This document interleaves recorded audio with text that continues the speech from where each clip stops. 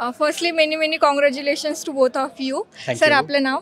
माझं नाव राजरत्न भीमराव बेलखेडे. आपलं नाव? माझं नाव कुणाल अडंबे. प्रॉपर कुठले? प्रॉपर वाशिम. ओके. मी पण वाशिमचाच. ओके. SSC बद्दल काय बोलाल? SSC म्हणजे माझी जी जर्नी स्टार्ट झालेली आहे याच्यामध्ये SSCचा खूप मोठा रोल आहे.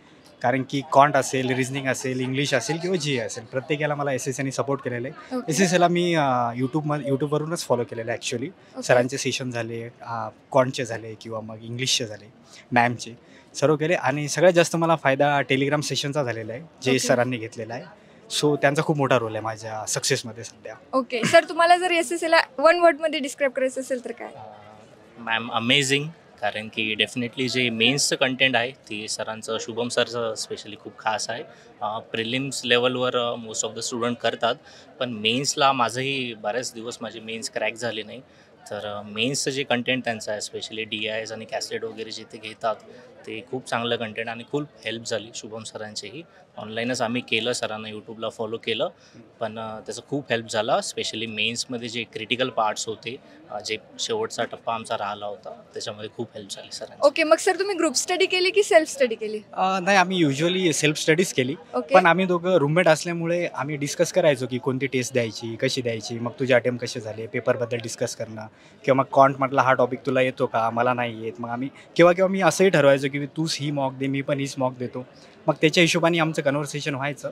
याचे काही स्ट्रॉंग पॉईंट होते, माझे काही स्ट्रॉंग पॉईंट होते किंवा माझे जे वीक होते ते त्याचे स्ट्रॉंग होते. मग आम्ही एकमेकाला, जसं की ते सिम्बायोटिक असोसिएशन कसं असतं हां. त्या टाईपमध्ये आम्ही एकमेकांसोबत हे केले. ओके. तुमच्या या प्रवासात तुम्हाला घरच्यांची साथ कशी मिळाली?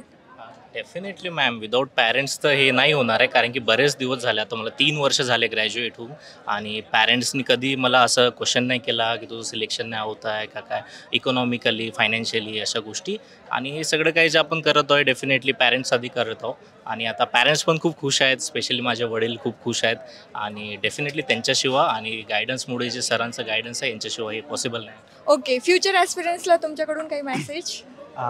जेही ॲस्पिरंट आहे सध्या आणि जे होणारे फ्युचर ऑफिसर्स आहेत, ओके. मी त्यांना एवढंच सांगतोय की ही जी फील्ड आहे इथे कन्सिस्टन्सी खूप जास्त मॅटर करतं. ओके. म्हणजे जर तुम्ही कन्सिस्टंट नाही राहिले तर मग रिझल्ट, तुम्ही आयुष्यभर जरी अभ्यास केला, थोडाफार करू, सोडून देऊ नाही सिलेक्शन नाही येणार. तर मी एवढंच सांगेल की जे थोडं रिझल्टच्या क्लोज आहेत त्यांनी हार मानू नका. ओके. त्यांनी कन्सिस्टंटली अभ्यास करा. आणि जे न्यू कमर्स आहेत त्यांनी फक्त बॅच करा आणि सरांच्या गायडन्समध्ये राहा. कुणी असो, मग नवीन असो किंवा ओल्ड असो, त्यांनी सरांच्या टचमध्ये राहायलाच पाहिजे. मी हे सांगेल. आणि होतं, नक्की होतं, 100% होतं. ओके. चालेल. Thank you sir. चालेल.